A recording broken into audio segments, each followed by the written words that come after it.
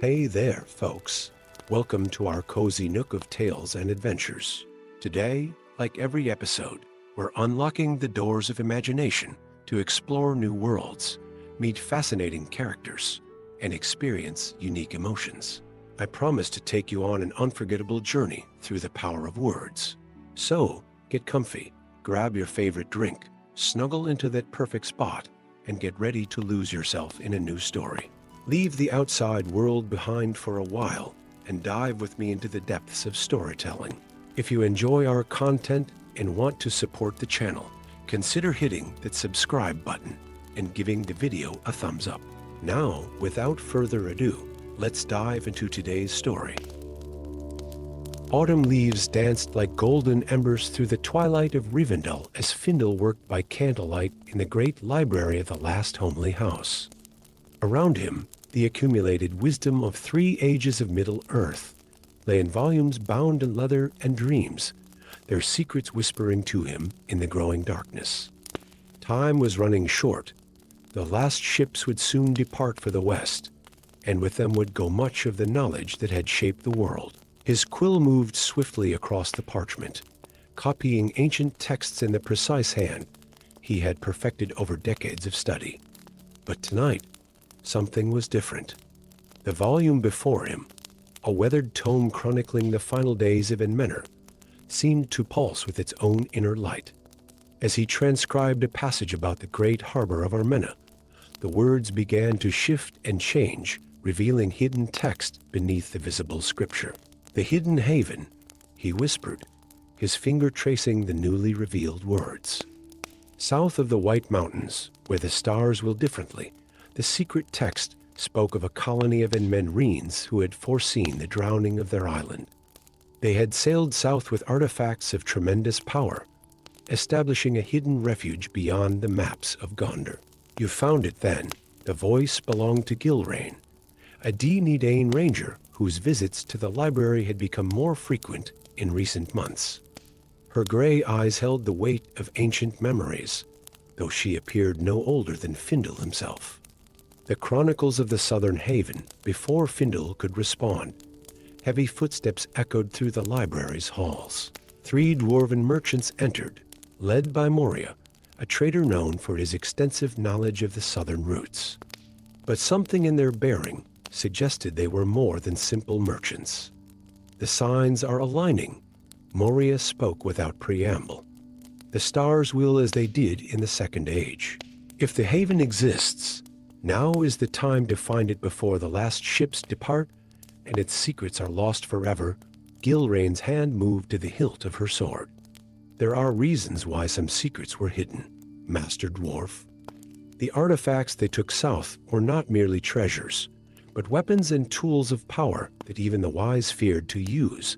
The urgency of their mission became clear as rumors reached them of others who sought the haven's location. Dark cults that had preserved the worship of Morgoth through the ages had begun to move south, drawn by the same ancient signs. The race to find the haven had begun.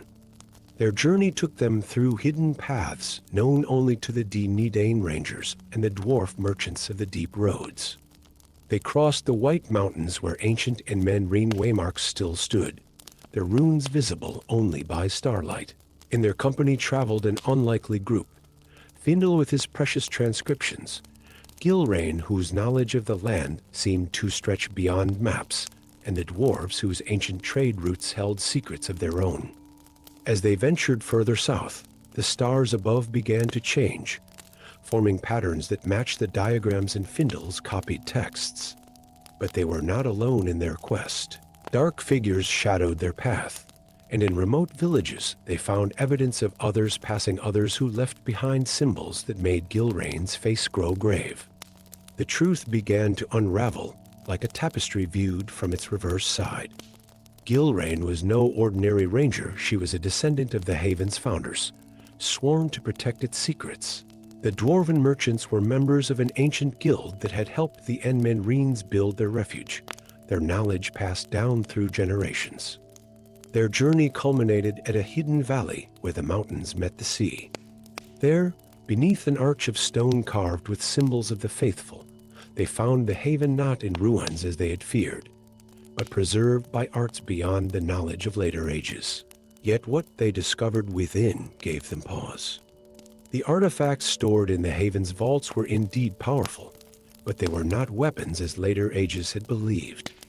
They were tools of preservation and healing, created by the faithful of Enmenor who had rejected Feros' quest for immortality through conquest. These were the true treasures they had sought to preserve, not the means of domination, but the wisdom to resist it. But the dark cultists had followed them, led by a sorcerer who bore rings of power crafted in mockery of the Nine.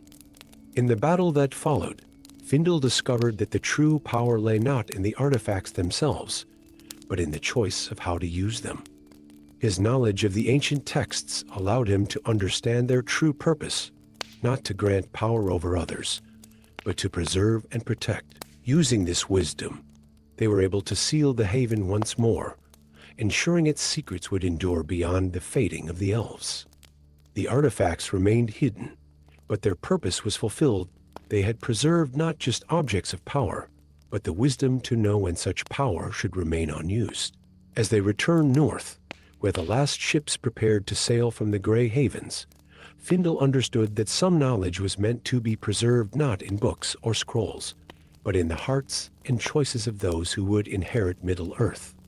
He completed his transcriptions, but with subtle changes ensuring that future generations would understand not just the what of ancient powers, but the why of their preservation.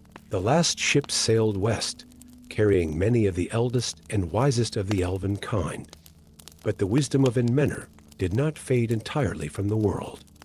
In hidden places, guarded by the descendants of Gilrain and the secret guild of dwarven keepers, the true treasures of the faithful endured not as weapons of power, but as reminders of the wisdom that had saved a fragment of Enmenor from its fall. And in the libraries of Minas Tirith, among the countless volumes of history and lore, Fyndel's transcriptions remain telling not just of great powers and ancient artifacts, but of the wisdom to know when some treasures are best left to legend. Story 2. In the deepest shadows of Moria, where even the darkness seemed to breathe with ancient memory, Far-Ar, son of Far-Ar, kept his endless vigil. The East Gate guard post, secret even from most of their own kind, had been maintained by a small band of devoted dwarves ever since the fall of Moria. Tonight, the whispers of the deep were different, carrying echoes of movement where there should be none. Torchlight caught the silver in Far-Ar's beard as he studied the runes etched into the chamber's walls. These records, maintained by his small company of guardians, documented every artifact and relic, still hidden in the vast network of halls and mines. But it was the newest marking that troubled him, a series of symbols that spoke of something stirring in the lowest depths, where even the Balrog had feared to tread. Master Far-Ar. The urgent whisper came from Drugan, the youngest of their band, his eyes wide beneath his hood. The Eastern patrols report movement in the lower halls. And they found this. In his trembling hands lay a crystal shard no larger than a fingernail, yet it caught the torchlight with an inner fire that spoke of elder days. Far-Ar's breath caught in his throat. He had seen such light before, but only in the oldest of their records. A fragment of the Silmaril, he whispered, that which Medros cast himself into the earth's depths. The very air seemed to grow heavier with the weight of this revelation. Before they could secure the shard, horns echoed through the ancient halls, but not the deep, resonant calls of dwarven make. These were the harsh, guttural blasts of ORC horns, accompanied by the sound of many feet moving with purpose through the darkness. They hunt for it too, Far-Ar growled, quickly wrapping the shard in layers of black cloth. The spawn of darkness ever seek the light they cannot possess. The sound of running feet brought another surprise, but these were light and swift, unlike the heavy tread of ORCs. Into their chamber burst a patrol of woodland elves, led by a figure Far-Ar recognized from tales of the Battle of Five Armies Toriel, former captain of the Mirkwood Guard. The darkness stirs again in these halls, Toriel spoke, her voice carrying both urgency and ancient authority. We tracked a group of ORCs from the Grey Mountains, led by one who bears marks of ancient sorcery. They seek something of great power, for our studied the elf captain carefully, centuries of ingrained suspicion warring with present necessity. And what brings the elves of the woodland realm so far from their forests? Dreams, Toriel answered simply. Dreams of light beneath the mountain, and of a shadow growing in strength. The Lady Galadriel herself sent word before she sailed west. We must not let them claim this prize. The decision was made for them as the sounds of battle erupted from the lower levels. The ORC host had encountered the rest of Far Ar's guardians, and the clash of steel on steel echoed through the halls like the drums of old. What followed was a desperate race through the ancient kingdom. Far Ar led them through secret ways known only to his people, while Toriel's archers provided cover from the shadows. The ORCs pursued relentlessly, led by a towering figure whose armor bore symbols that made even the eldest among them shudder, marks of Angband, speaking of allegiance to darker powers than even Sauron. In a vast hall where great bridges spanned seemingly bottomless chasms, they made their stand. Dwarven axes and elven arrows found their marks as the two peoples fought side by side, defending the light as their ancestors had done in ages past. But the ORC leader proved a more terrible foe than expected. His magic, drawn from artifacts of the First Age, threatened to bring down the very pillars of the hall. It was Drugan who saw the solution, remembering tales of how their ancestors had sealed parts of the mines. The floodgates. He called out. The lower halls can still be flooded from the underground streams. Far Ar understood immediately. It would seal these levels for an age of the world, he said gravely, and with them, many of our people's greatest treasures. Toriel's voice cut through his doubt. Some treasures are too dangerous to keep, even for the wisest among us. Is that not what your own records say of the Silmarils? The decision weighed heavy as mithril on Far Ar's shoulders, but the choice was clear. As the last of their defenders fell back across the Great Bridge, they enacted their desperate plan. Ancient dwarven mechanisms, maintained through centuries of vigilance, groaned to life. The sound of rushing water soon drowned out even the battle cries. The ORC host, caught between advancing water and defending warriors, broke in panic. Their leader, refusing to retreat, unleashed one final spell of terrible power. But in that moment, the fragment of the Silmaril blazed forth with the light of the two trees themselves, its pure radiance overwhelming the darkness of his ancient sorcery. The waters rose, sealing away both darkness and light. The lower halls of Moria would remain flooded, the fragment of the Silmaril hidden in depths where none could reach it. But something had changed in that last battle. The mistrust between elf and dwarf had given way to mutual respect, forged in the defense of something greater than either people's pride. Far Ar's guardians maintained their vigil at the east gate, but now they were not alone. Toriel's patrol became regular visitors, sharing in the watch over Moria's sealed depths.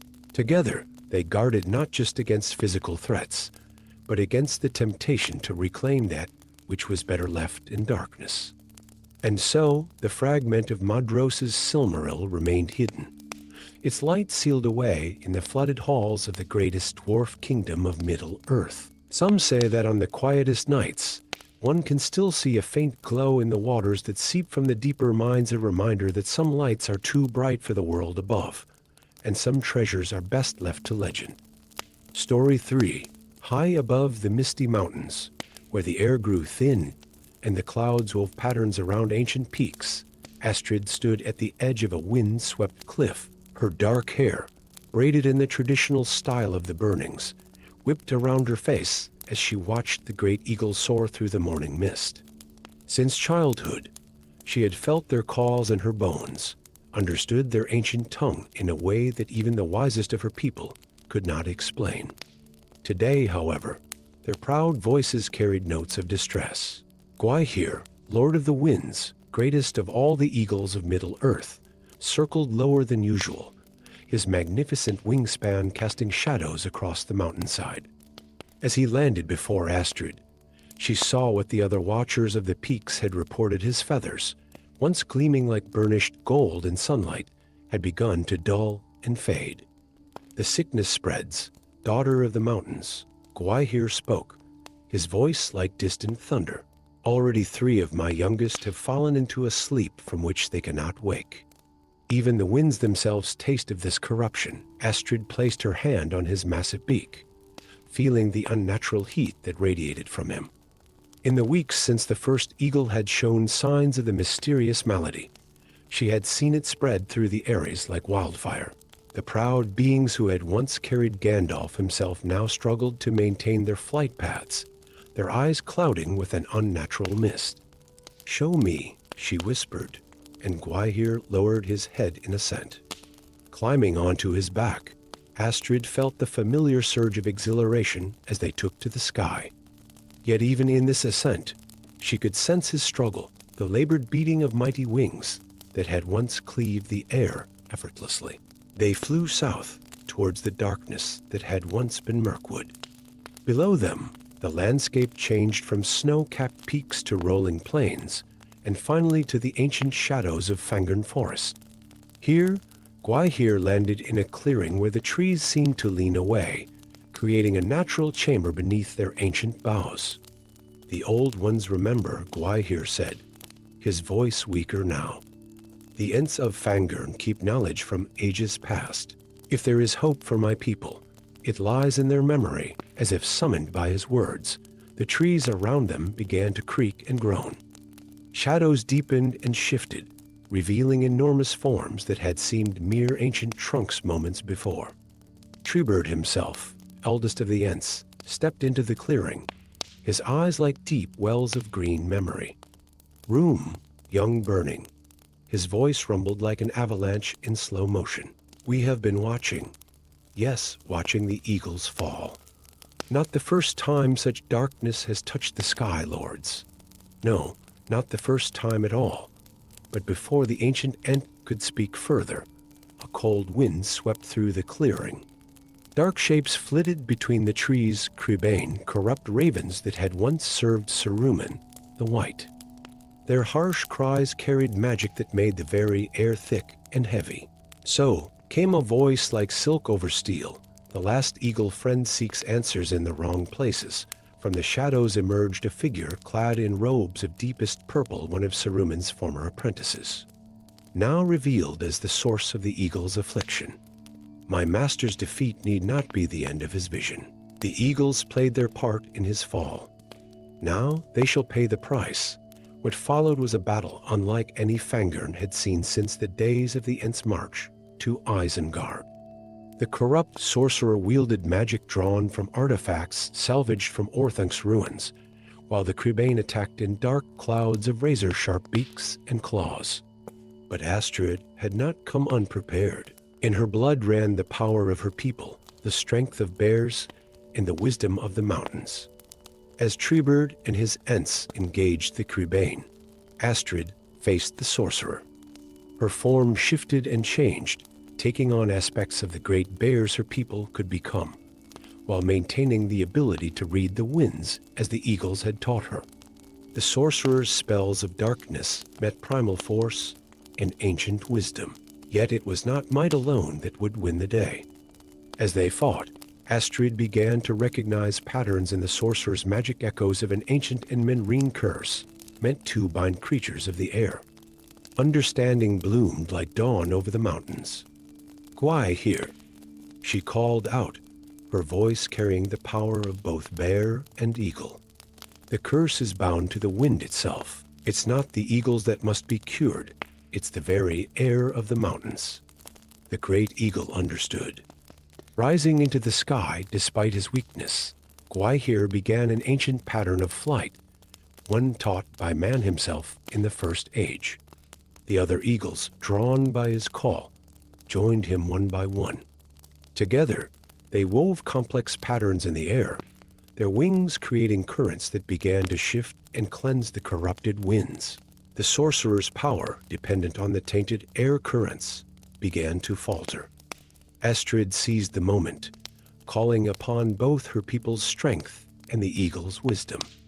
With a roar that shook the ancient trees, she struck the final blow, destroying the artifacts through which the sorcerer had worked his corrupt magic.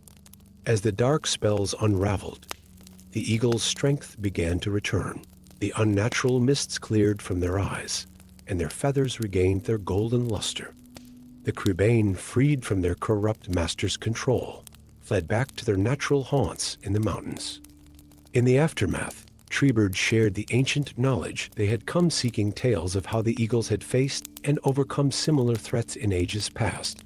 This wisdom would help protect them from such attacks in the future. More importantly, he spoke of how the various free peoples of Middle-earth could work together, each contributing their unique strengths to maintain the balance of nature. Astrid remained a friend to the eagles, though she never again had to defend them in such dramatic fashion. Her legend grew among both the burnings and the great birds of the mountains.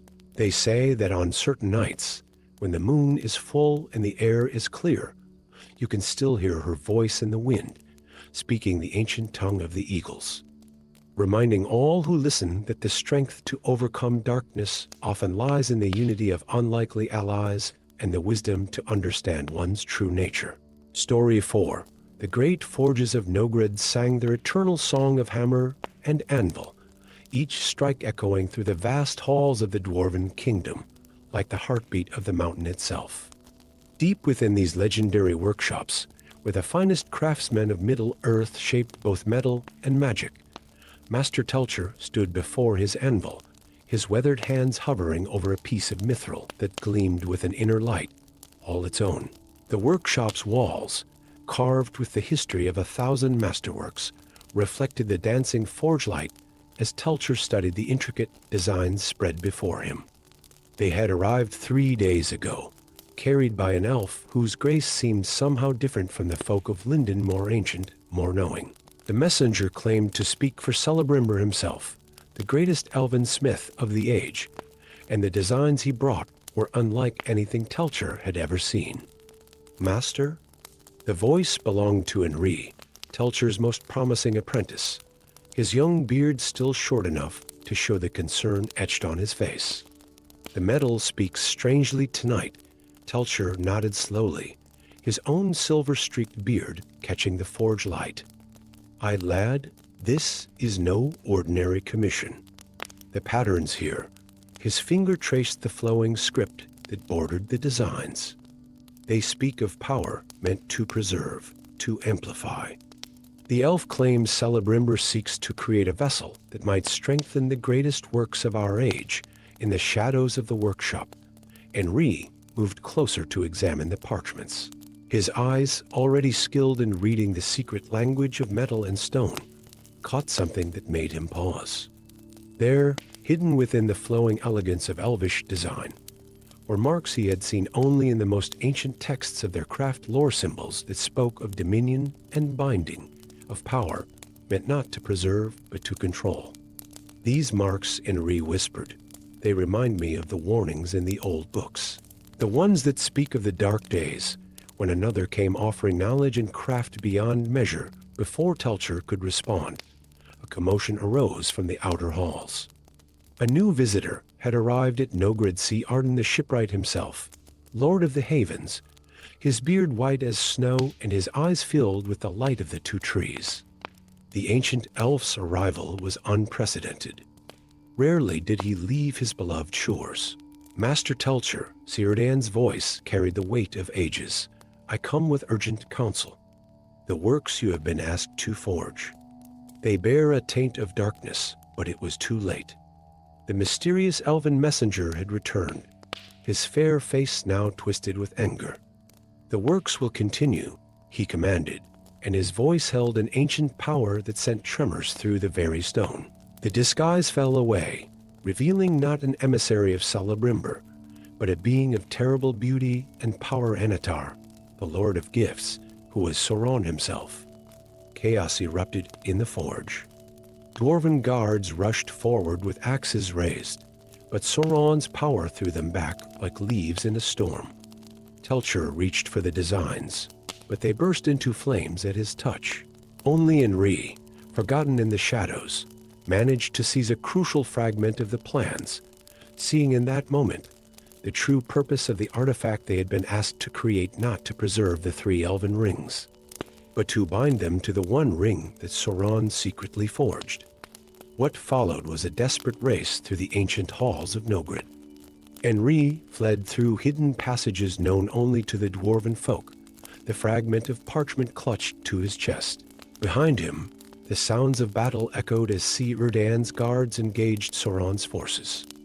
The young dwarf knew he had only one chance to reach the secret way to Belagost, where ravens kept by the dwarves could carry messages to both Celebrimbor and Moria. Through ancient mines and across narrow bridges spanning bottomless chasms he ran, guided by the stone sense of his people. The very mountain seemed to aid his flight, ancient dwarven mechanisms closing passages behind him and opening others ahead. Yet he could feel the darkness pursuing him, seeping through the rock like a poisonous mist. In a great cavern lit by crystals as old as Arda itself, Enri found himself cornered. Sauron's presence filled the space like a gathering storm, and with him came the mysterious elven messenger who had first brought the designs, now revealed as one of the Nazgul in fair form. But Enri was not alone. From hidden doors emerged a company of dwarven warriors led by his master Telcher, their axes gleaming with ancient runes of power. And with them came Círdan, wielding not blade but light itself, his power as ancient as the shores of Middle-earth. "You forget, Lord of Gifts," Círdan's voice rang out, "that the dwarves were made to resist domination. And you forget that some of us remember the light against which your darkness is but a shadow. The battle that followed would be sung of in the deep places of the earth for generations to come." Dwarven axes clashed with dark sorcery, while Círdan's light held the darkness at bay. In the chaos, Enri managed to reach a secret shaft that led to the Raven's Eyrie. As he ran, he heard his master Telcher's voice rise in the ancient language of their people, speaking words that would seal the forges of Nogrid forever, rather than let them serve the enemy's purpose. The warning reached Celebrimbor in time, though the cost was heavy. The great forges of Nogrid were sealed, their fires quenched. Telcher and many of his fellow craftsmen fell defending their halls, their sacrifice ensuring that Sauron's plan to control the 3 rings through dwarven craft would fail. Enri survived to become a master smith in his own right, though he never again worked with the materials of power that had drawn Sauron's attention.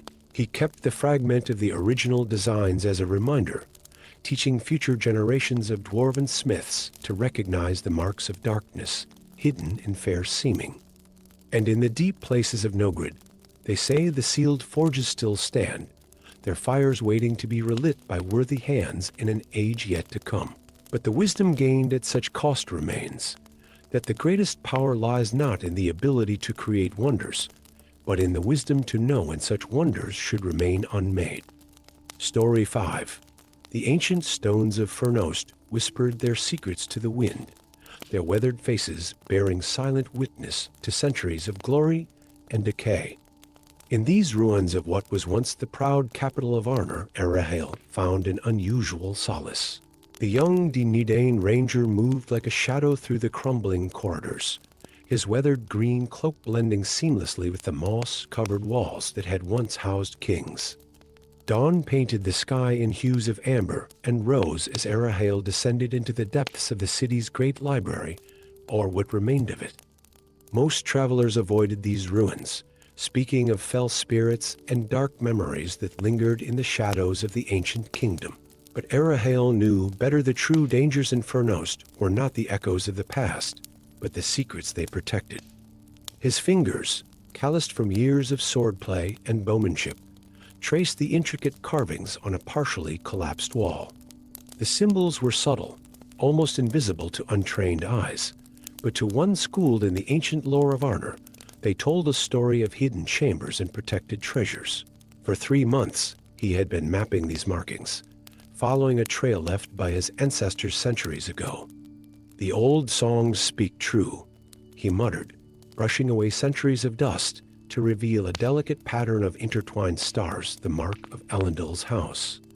With practiced care, he pressed the central star, and the wall responded with a grinding whisper of stone against stone. A narrow passage appeared, leading deeper into the heart of the fortress. The air grew thick with age as Arahel ventured forward, his torch casting dancing shadows on walls adorned with faded frescoes depicting the glory days of Arnor. He passed scenes of great battles, of kings receiving their crowns, and of the crafting of powerful artifacts.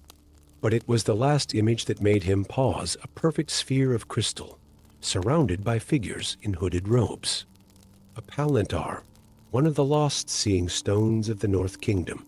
In a chamber beyond the frescoes, Arahel found what generations of his people had sought. Amidst the rubble and ruin lay a collection of scrolls, preserved in cases of mithril and elder wood. His hands trembled as he unrolled the first parchment, reading words written by the last king of Arnor himself. They spoke of a secret chamber deep beneath the citadel, where lay hidden a treasure beyond price, a palantar untouched by Sauron's corruption. But he was not alone in his discovery. A shadow moved at the chamber's entrance, and Arahel spun around, blade half drawn, to face a stocky figure wielding a heavy warhammer. "Easy there, tall one," rumbled a deep voice thick with the accent of the Blue Mountains. "I've been following your trail for 2 days, and I mean you no harm." The figure stepped into the torchlight, revealing a proud face framed by an intricately braided beard. "I am Enin, of the folk of Erdlun, and I believe we seek the same prize." Before Arahel could respond, a distant horn echoed through the ruins, a sound that made both men stiffen. Angmar's cultists and Inspat. The carrion birds still circled these ruins, seeking any scrap of power left by their fallen witch king. "Then we have little time," Arahel replied, quickly gathering the scrolls. "These speak of a chamber beneath the king's tower, but the paths there are treacherous and forgotten." Anin's eyes glinted in the torchlight. "Perhaps not all forgotten, Ranger. My people have long memories of the hidden ways beneath these stones. We helped to build them. After all, their unlikely alliance was formed in that moment of shared purpose." Through ancient corridors they traveled, the dwarf's knowledge of stonecraft complementing the ranger's mastery of Arnor's lore. They spoke in whispers of the palantar's significance. A seeing stone uncorrupted by darkness could shift the balance of power in the north, for good or ill. The sounds of pursuit grew closer as they descended deeper into the earth. The cultists of Angmar, drawn by dark arts to any source of power, were closing in. The pair reached a vast chamber supported by pillars carved to resemble great trees, their stone branches intertwining far above. "The heart of old Feros," Arahel breathed, his voice filled with wonder. At the chamber's center stood a plinth of black marble, and upon it, covered in ages of dust, lay a sphere of perfect crystal. But as they approached, shadows deepened around them. The cultists had caught up, led by a tall figure in robes of midnight blue. "The stone of Feros," the leader hissed. "Our master has long sought this prize. Step aside, or join the ghosts that haunt these halls." What followed was a battle that would have been worthy of the ancient tales. Anin's hammer sang against steel, while Arahel's blade flashed in the darkness. The chamber rang with the clash of weapons and the cries of the fallen. Yet it was not strength of arms that would decide the day, but the wisdom of the ancients. As the battle raged, Arahel noticed patterns in the floor, the same interlaced stars he had seen above. Understanding dawned in his eyes. "Enin," he called out. "The pillars, they're not just supports." The dwarf's eyes widened with recognition. Together, they retreated to the plinth, and as the cultists closed in, Anin struck a specific point at its base with his hammer. The chamber trembled, and the stone trees began to move. Their branches, previously frozen in eternal stillness, descended like a forest coming alive, trapping the cultists in a cage of stone. The leader of the cultists reached out with dark sorcery, trying to grasp the palantir, but Arahel was faster. The moment his hands touched the seeing stone, it awakened. Visions flooded his mind, not of distant lands or coming dangers, but of the deep places beneath the misty mountains. He saw something stirring in the darkness, ancient and malevolent, waiting to be awakened by those who had misused the stone's power. Understanding the true danger, Arahel made a choice. With Enin's help, they sealed the palantir in a vault of dwarven craft and ranger lore, protecting it not from those who would find it, but from those who would misuse it. The cultists were left to the justice of the Dee Nidain, their dark master's plans thwarted. In the years that followed, Arahel and Enin maintained their unlikely friendship, standing guard over Feros' secrets. They understood that some powers were better left sleeping, and that true wisdom lay not in wielding great powers, but in knowing when to let them rest. The ruins of Feros kept their new secrets, and travelers still spoke of light seen in its ancient windows on dark nights. But now they also told tales of a ranger and a dwarf who walked its walls together, guardians of a treasure that would never be found, protectors of a power that would never be wakened. And in this way, the legacy of Arnor endured, not in grand displays of power, but in the quiet wisdom of those who chose to protect rather than possess. Story 6. The glittering caves of Aglaran shimmered like a galaxy brought to Earth, their crystalline walls catching and multiplying every torch flame into 1,000 points of light. Here in this wonder of Rowan, gifted by King Omer to Gimli son of Gol-In, the dwarves had established their newest realm. Among them walked Farin, apprentice to Gimli himself, his young eyes still widening at each new marvel they uncovered in these endless caverns. But on this day, as he supervised the expansion of a new chamber deep within the network of caves, his miner's pick struck something different, not the expected crystal or stone, but a wall carved with purpose, marked with runes that seemed to shimmer with their own inner light. "My lord," he called out, his voice echoing through the crystalline chambers. "We've found something." The runes were unlike any he had seen before, more flowing than the angular script of his people, yet different from the marks of the Rohirrim. They were, he realized with growing excitement, the work of the Noldor themselves, dating back to the first age of Middle-earth. Word spread quickly through the caves, reaching not only Gimli but also their neighbors in Ithilien. Within days, Miriel, a warrior sage from Legolas's realm, arrived to study the discovery. Her presence caused a stir among the younger dwarves, few of whom had seen one of the Eldar up close. "These are the marks of my people," she confirmed, her fingers tracing the luminous script. "Made in the days when Fanar's sons still walked these lands. They speak of something hidden, something powerful enough that it needed to be kept from Morgoth himself. The natural chambers beyond the carved wall proved to be only the beginning." As they delved deeper, following paths that had laid undisturbed for ages, they discovered a vast network of halls and passages, all bearing the distinctive mark of Noldoran craftsmanship. The crystals here were different, not the natural formations that made the upper caves famous, but gems that pulsed with an inner light that seemed to respond to their presence. A refuge, Miriel explained, reading more of the ancient script. Built in secret during the First Age, when Morgoth's power was at its height. And within it, her voice trailed off as she studied the runes more closely, her expression growing grave. But before she could finish, a deep tremor ran through the caves. From the deepest chambers came sounds that should not have been clicking and scraping, as of something ancient stirring from long slumber. The truth emerged piece by piece as they explored further and translated more of the ancient writings. The Noldor had hidden something here, an artifact of great power. But they had not come alone. Other things, creatures from the elder days, had followed them, drawn by the artifact's power. Unable to destroy these pursuers, the Noldor had instead trapped them in enchanted sleep, bound by spells woven into the very crystals of the cave. Now, with the presence of new life in the caves, those bonds were weakening. The first attack came without warning. Creatures of crystal and shadow, their forms seeming to shift between solid and incorporeal, emerged from the depths. They moved with terrible purpose, as if drawn to something only they could sense. Farin found himself fighting alongside Miriel, his dwarven axe complementing her elvish blade as they held off the strange beings. The crystals in the walls pulsed with increasing intensity, responding to the chaos around them. The artifacts the Noldor left, Miriel shouted over the sound of battle.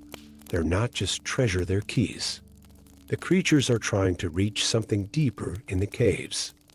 Understanding dawned as they were forced to retreat to higher chambers. The entire cave system was an elaborate lock, designed by the Noldor to contain something far more dangerous than the crystal creatures they now fought. Gimli himself joined the defense, his experience from the War of the Ring proving invaluable. "We must reseal the chambers," he declared. "But first, we need to understand what we're truly facing." The answer lay in the highest chamber of the Noldorin complex, where a mural depicted a story from the First Age. It showed the Noldor confronting a being of pure light, and Shadow, one of the Mire, who had followed Morgoth, but who had developed its own ambitions. Unable to destroy it, they had bound it here, using the natural power of the crystals to create a prison that would last through the ages. The solution required both people's skills. While the dwarven warriors held off the crystal creatures, Miriel worked with Farin to decipher the original binding spells.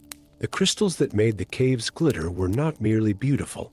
They were part of a vast network of power, designed to contain something that could not be killed. "The original spells are weakening," Miriel explained, "but perhaps we can forge new ones, combining the old magic with the craft of your people." What followed was a desperate race against time. As the crystal creatures pressed their attack, Farin worked with the dwarven craftsmen to cut and shape new crystals according to Miriel's specifications. They had to be placed at exact points throughout the cave system, creating a new network of power to reinforce the ancient bonds. The final confrontation came in the deepest chamber, where their original prisoner was beginning to stir. It was a being of terrible beauty, its form shifting between light so bright it burned the eyes and darkness so complete it seemed to swallow all hope.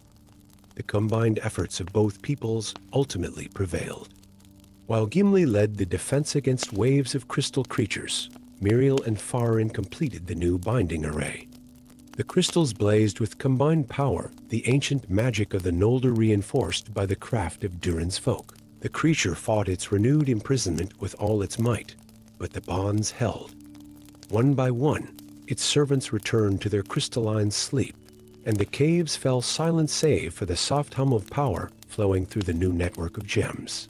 In the days that followed, as they worked to rebuild and strengthen their defenses, Farin stood with Miriel in the upper caves, watching the natural crystals catch the light of the setting sun that filtered through hidden vents. "Your people built something remarkable here," he said quietly. Miriel nodded.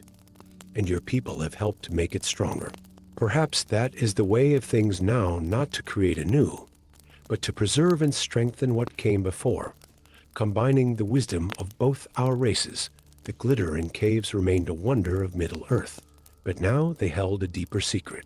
Beneath the beautiful crystals that drew visitors from across the realm lay a testament to what could be achieved when the free peoples worked together, a prison for ancient evil, maintained by the combined craft of elf and dwarf.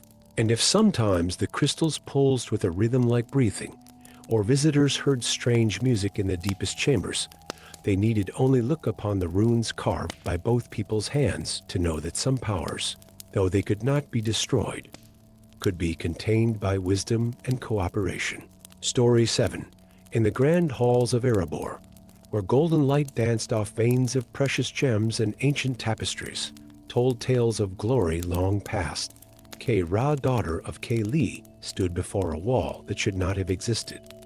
Her fingers, calloused from years of crafting intricate metalwork, traced the edges of a doorway hidden behind centuries of careful stonework. The secret chamber had been revealed only after a minor cave-in had weakened the outer wall, and now, as master artificer of Erebor, it fell to her to investigate its contents.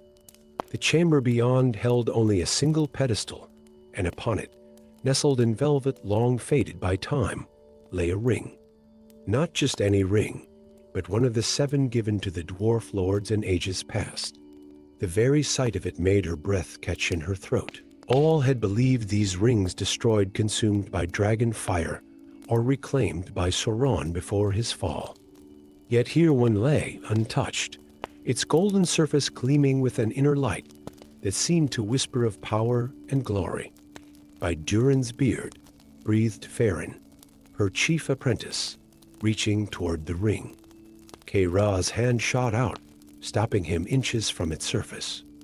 "No," she said, her voice firm. "Remember the histories. These rings brought nothing but sorrow to our people, no matter their promises of power." But even as she spoke these words of caution, something stirred in the depths of Erebor. The first signs were subtle, a deeper resonance to the mind's echoes, a warmth in the deepest shafts that had nothing to do with forge fire. Then came the disappearances. It began with the Iron-Beard clan, skilled miners who worked the deepest veins. 2 failed to return from their shift, then 3 more the next day. Search parties found only abandoned tools and passages that seemed somehow darker than they should be, as if the very shadows had substance. Kay-Ra spent long hours studying the ring, careful never to touch it directly. Its markings spoke of Celebrimber's craft, but there was something else, a resonance she could feel in her bones, calling to something far below the mountain's roots. The truth came to her in fragments, pieced together from ancient scrolls and the ring's own song. This was the ring of Thorin-Eye, lost during the exodus from Erebor when Smaug first came. But its power, untouched by dragon fire or Dark Lord's corruption, had awakened something else, one of the great worms of the north, ancient kin to the dragons but different, more primal. The ring's power called to it, drawing it up from its age-long slumber. "We must seek aid," she declared to the council of clan leaders. "This is beyond our craft alone to handle." Messages were sent to Ithilien, where Legolas and his folk had established a realm of gardens and song. The response came swifter than expected. Legolas himself arrived within a fortnight, bringing with him lore masters versed in the ancient magics of the First Age. "The ring must be destroyed," Legolas said, after examining both it and the deepening shadows in the mines. "But not before we deal with what it has awakened. A worm of the elder days cannot be allowed to roam free." The plan they crafted was both bold and desperate. Using the ring as bait, they would draw the creature up from the deeps into a prepared chamber. There, combining elvish magic with dwarvish craft, they would trap and destroy both ring and worm together. The preparation took days. Elvish runes of binding were carved into the chamber walls, while dwarven engineers constructed elaborate mechanisms to seal the paths of escape. Kay-Ra worked tirelessly, forging new alloys that combined the strength of dwarven steel with the enchantments of the Eldar. When the trap was sprung, the worm's response shook the mountain to its foundations. It was a creature of shadow and ancient malice, its scales darker than the deepest mine shaft, its eyes holding the cold of the void between stars. As it rose through the prepared chamber, its very presence seemed to drain the light from the air. The battle that followed would be sung of in both elvish halls and dwarven feasts for generations to come. Legolas's arrows found marks between scales older than the sun, while dwarven warriors led by Kay-Ra herself fought with axes blessed by both people's crafts. The worm's darkness was met with elvish light, its ancient strength tested against dwarven steel and stone. But it was the ring that proved both salvation and greatest danger. As the battle reached its peak, its power flared, calling to both worm and dwarf alike with promises of glory and dominion. For a moment, Kay-Ra felt its pull, understood how it had seduced so many of her ancestors. The worm too felt its call, rearing up to claim this fragment of ancient power. In that moment of clarity, Kay-Ra made her choice. With a mighty throw, she cast the ring into the worm's open maw. The result was catastrophic. Ancient power met ancient flesh, and both proved unable to contain the other. The explosion collapsed the chamber, burying both ring and worm under thousands of tons of rock. In the aftermath, as they tended to their wounded and rebuilt their damaged halls, Kay-Ra stood with Legolas in the Gallery of Kings, looking up at the great carven histories of her people. "We will need to add new scenes to these walls," she said, gesturing to a blank space near the end. Legolas smiled. Perhaps this time, the story should show both our peoples working together, not apart, and so it was done. New carvings were added to Erebor's walls, showing elf and dwarf standing together against the darkness. The ring passed into legend, but its legacy lived on in a different way in strengthened bonds between the peoples of Middle-earth, and in the understanding that some powers are best left to memory. The deep mines were sealed, not in fear, but in wisdom, and new works were begun closer to the surface. Under Kay-Ra's guidance, the craftsmen of Erebor began creating works that combined the best of both elven and dwarven traditions, and the mountain's halls grew even more beautiful than before. Years later, visitors to Erebor would sometimes speak of hearing strange echoes in the deepest night, like the remnants of an ancient battle or the dying roar of a creature from the elder days. But the seals held strong, maintained by both people's crafts, and the darkness remained safely buried in the deep places of the world. And if sometimes the dwarves of Erebor dreamed of rings of power and ancient glories, they needed only look upon their new works, created in friendship with the elves, to remember that true power lies not in ancient artifacts, but in the bonds forged between free peoples. Story 8. In the restored city of Dale, where the shadow of the lonely mountain fell long across prosperous streets, young Alder sat in the dusty depths of the great library, surrounded by scrolls that spoke of ages past. As the kingdom's newest chronicler, he had been tasked with cataloging the collected writings of the dwarves, a treasure trove of knowledge saved from Smaug's destruction and supplemented by gifts from Erebor. His fingers traced the faded ink of a particular document, its edges crumbling despite careful preservation. This was no ordinary map. The runes and markings bore the distinctive hand of Ori, one of the companions of Thorin Oakenshield, made during his final days in Moria. But it was what the map revealed that made Alder's heart race. Hidden in the depths of the Blue Mountains lay one of the last great forges of the First Age, a place where the greatest works of both elves and dwarves had been crafted. Master Alder, the voice of Durin's folk broke through his concentration. Enin, the dwarven ambassador to Dale, stood in the doorway, his gray beard tucked into his belt. "You sent for me with some urgency?" Alder carefully spread the map across the oak table. "Look here, between these peaks. The runes speak of the Forge of Twilight Stars, where the weapons of the First Age were crafted. But there's more." His finger traced a series of smaller runes at the map's edge.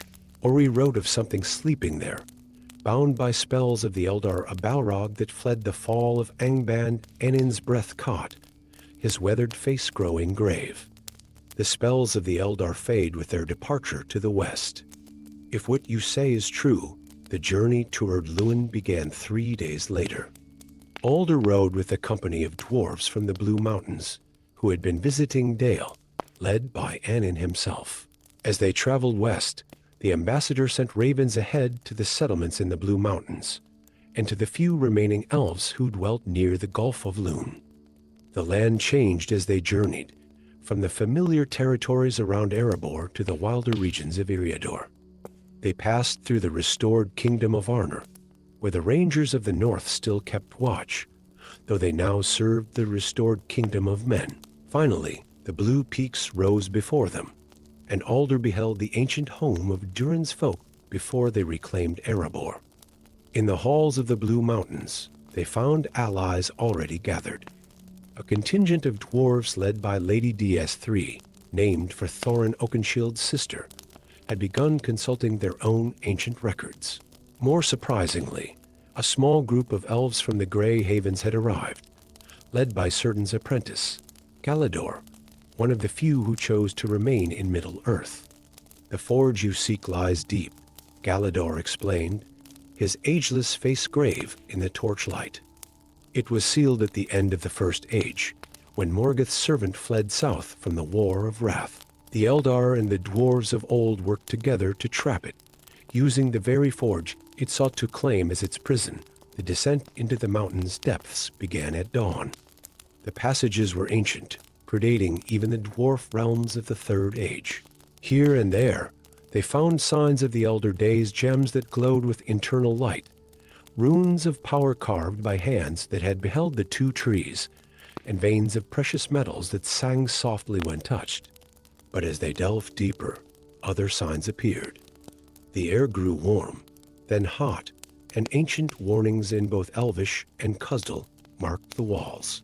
The very rock seemed to pulse with trapped power, and in the deepest silence between their footsteps, they could hear something like distant drums. The forge itself was a marvel that stole Alder's breath. A vast chamber carved from the living rock, its walls studded with gems that caught and multiplied the light of their torches. Ancient tools still lay on workbenches of stone, and channels for molten metal crisscrossed the floor like the veins of a great beast.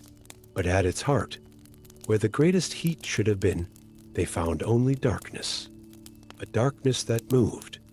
"The bindings weaken," Galador whispered, his hand raised toward patterns of light that shimmered in the air, the last remnants of First Age enchantments. "We may already be too late." As if in answer to his words, the darkness pulsed. The chamber shook, and from the depths came a roar that shook dust from the ancient ceiling. The Balrog was awakening. What followed was a battle of not just steel and strength, but of ancient crafts and quick thinking. While the warriors of both races formed a defensive ring, Galador and the elven smiths began a chant in High Quenya, reinforcing what remained of the original bindings. The dwarven craftsmen, led by Lady DS3, worked frantically at the forge itself, remaking the channels of power that had helped hold the creature for so long. Alder found his own role in the desperate hours that followed. His knowledge of both elven and dwarvish lore allowed him to translate between the two groups, helping them coordinate their efforts. The forge came alive under their combined craft, channels of power glowing with molten mithril and enchanted steel. The Balrog fought them with all the fury of the Elder Days. Shadows and flame filled the chamber, and many times their ring of defense nearly broke. But slowly, hour by hour, the combined crafts of elves and dwarves began to prevail. New chains of enchanted metal reached out from the forge, wrapping the creature in bonds of mithril and starlight. The final binding came at a cost. The remaining enchantments required a catalyst, a focus for their power. Lady DS3 offered her greatest treasure, a ring of power once worn by one of the 7 dwarf lords, which had been found in the dragon's hoard after Smaug's death. As it was cast into the forge, its destruction released the last magic of the dwarven rings, sealing the Balrog in bonds that would last an age of the world.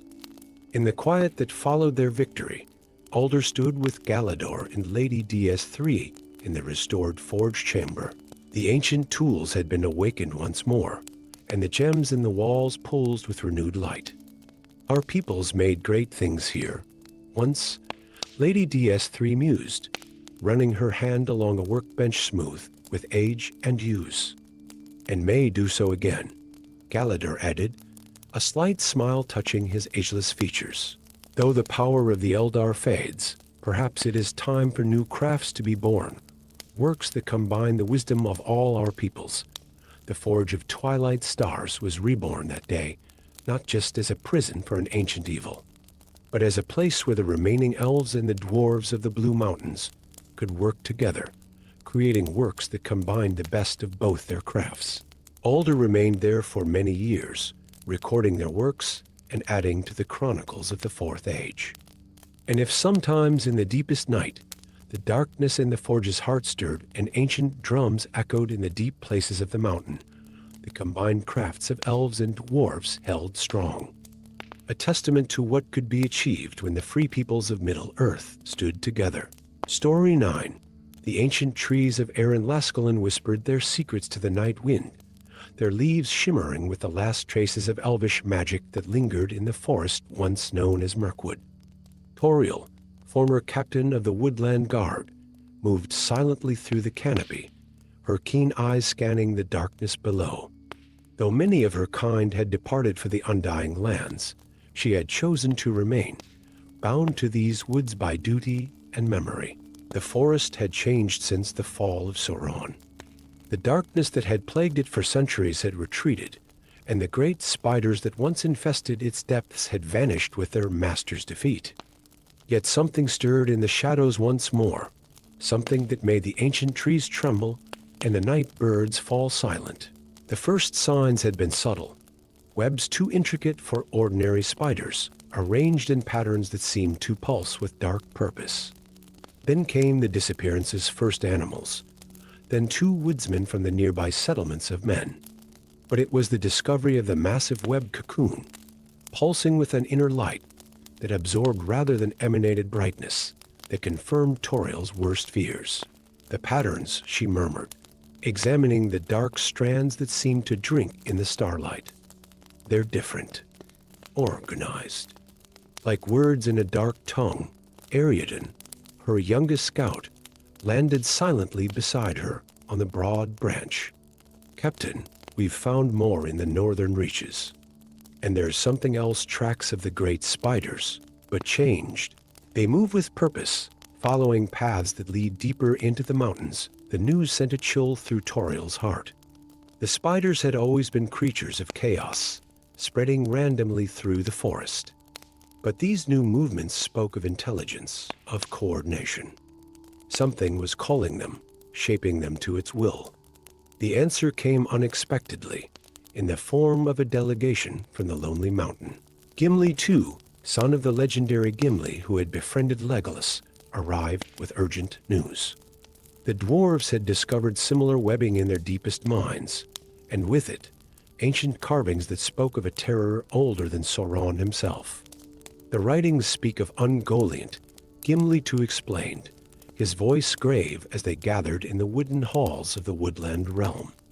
Not all of her power was spent in the ages past. A fragment remained dormant, hidden in the depths where the roots of the mountains meet the roots of the forest. Toriel studied the rubbings the dwarves had brought, showing carvings that dated back to the First Age. And now it wakens with the fading of the Eldar's power in Middle-earth. Gimli nodded, his hand resting on his axe.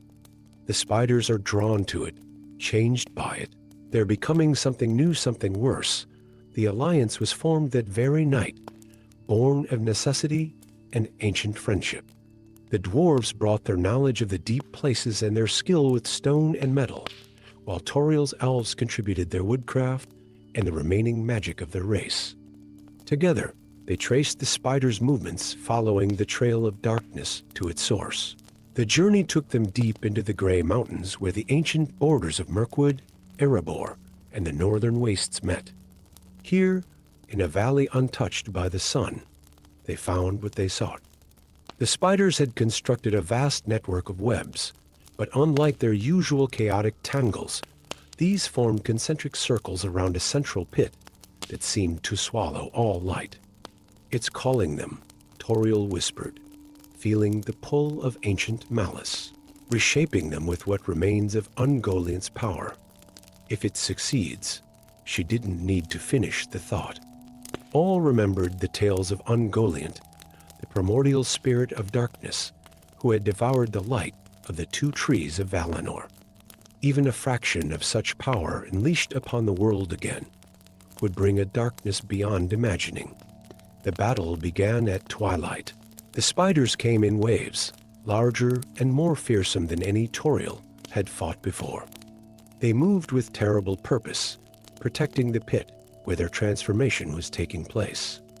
Dwarven axes flashed alongside elvish blades, the ancient enemies fighting as one against the growing darkness. But it was not enough. For each spider they felled, 2 more emerged from the pit, their eyes glowing with an inner darkness that spoke of Ungoliant's touch. The defenders were slowly pushed back, their circle tightening as the swarm grew. Then Toriel saw the pattern in the webs, the way they channeled power to the pit below. The webs. She called to Gimli too. They're not just traps, they're conducting its power, like veins carrying blood. Understanding flashed in the dwarf's eyes. From his pack, he drew forth a crystal vial. The light of Erebor's deepest crystals, he explained, blessed by the last elven smiths before they sailed west. We thought to use it as a weapon, but it can be more than that, Toriel finished. Together, they formulated a desperate plan. While the warriors held the line, Toriel and Gimli too climbed the massive web structures, planting shards of the light crystal at key intersections. Each placement weakened the dark energy flowing through the webs, disrupting the patterns that channeled Ungoliant's remaining power. The spiders sensed their purpose, turning their full fury upon the climbers. Toriel danced between strands of darkness, her blades flashing, while Gimli Eye's axe swept clear paths through the chittering swarm. Step by step, they worked their way to the central nexus. At the heart of the web, suspended above the pit of darkness, they placed the largest crystal. As Gimli too spoke the ancient dwarven words of unveiling, Toriel added her own elvish blessing, calling upon the last traces of the Eldar's power in Middle-earth. The crystal flared to life, its pure light cascading through the web network they had created. Where before the strands had channeled darkness, now they conducted light, creating a glowing matrix that forced back the shadows. From the pit came a scream of fury, the last echo of Ungoliant's power as it was trapped, bound by the combined craft of elf and dwarf. The transformed spiders fell, their unnatural power broken, while those yet untouched fled back into the wilderness, returned to their natural state. The valley, no longer drowned in darkness, lay quiet under the rising sun. In the days that followed, the dwarves of Erebor and the elves of Laskallen worked together to seal the pit, ensuring that this fragment of ancient evil would never rise again. The crystals remained, glowing with eternal light, a testament to what could be achieved when ancient rivals stood together. My father spoke often of the friendship between our peoples, Gimli too said as they stood overlooking the completed work. Of how Legolas and he broke down walls built by centuries of mistrust, Toriel nodded, touching the sealed stones. Perhaps that is our task in this age, to maintain those bridges. Even as the old powers fade and new shadows rise, the tale of the Spider Queen's last web, as it came to be known, was added to both Elvish songs and Dwarven chronicles.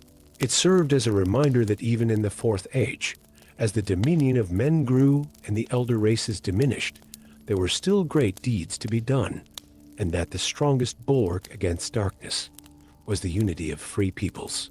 Story 10. Deep within the restored halls of Moria, where ancient pillars rose like stone trees into the darkness above, Princess DS2 traced her fingers across the crystalline veins of mithril that decorated the chamber walls. The precious metal caught the light of nearby torches, dancing like liquid starlight beneath her touch. As the granddaughter of Thorin III Stonehelm and namesake of the legendary sister of Thorin Oakenshield, she carried the weight of her lineage in every step through these reclaimed halls. The restoration of Moria had been her people's greatest triumph in the Fourth Age.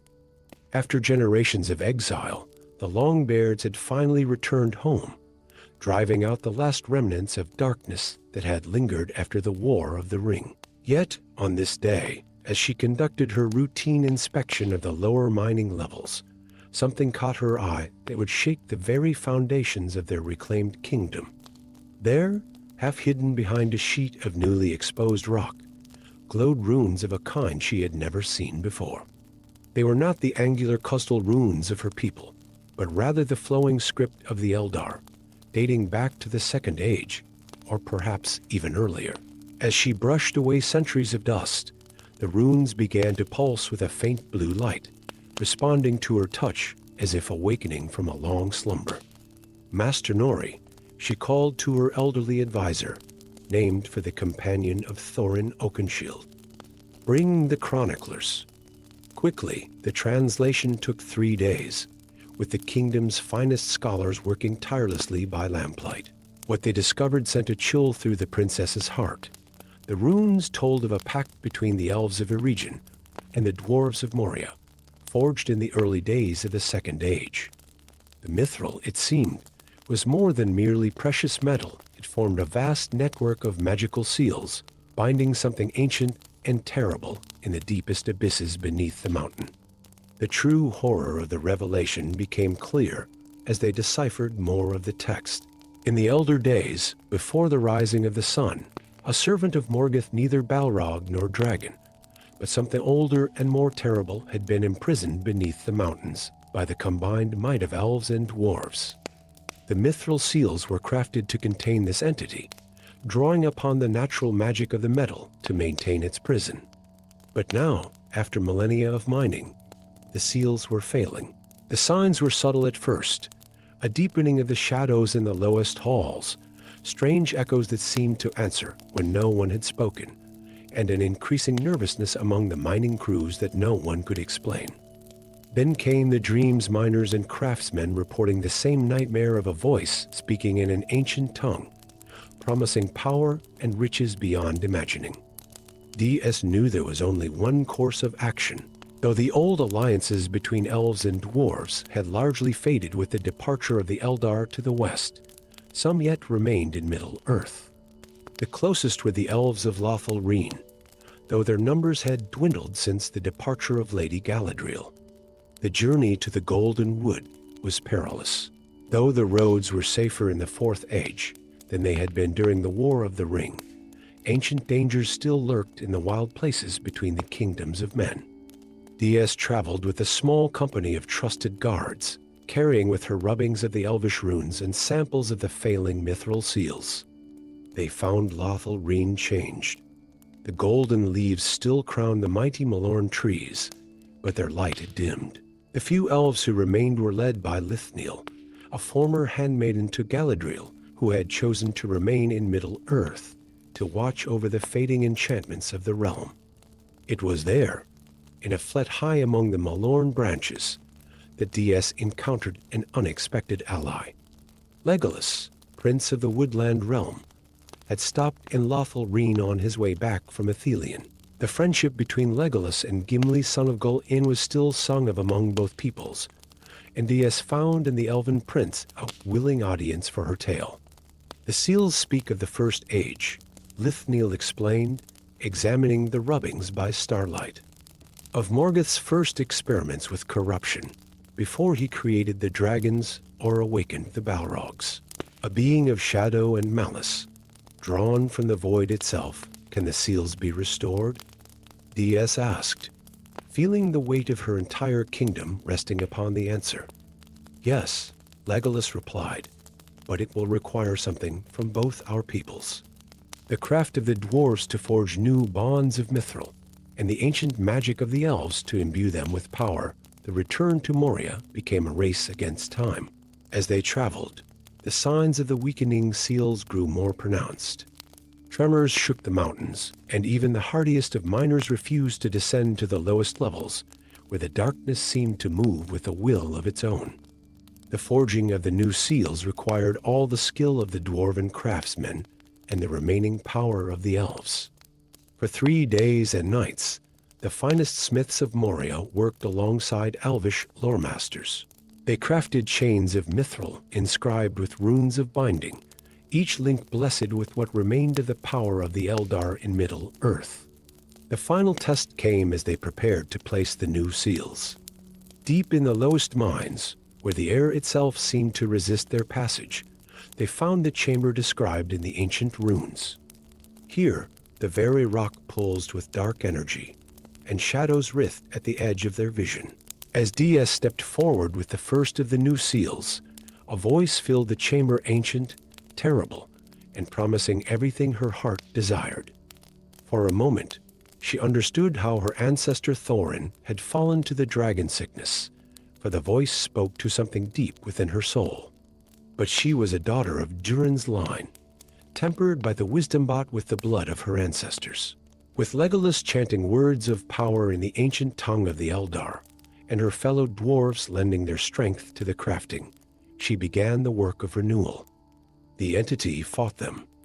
Shadows took solid form, striking at the workers with claws of darkness. The very air became thick and poisonous. But slowly, link by link, the new seals were laid. The mithril chains glowed with inner fire as the elvish enchantments took hold, forcing back the darkness. When the final seal was placed, a scream of fury echoed through the mountain, shaking dust from the ceiling and causing several support pillars to crack.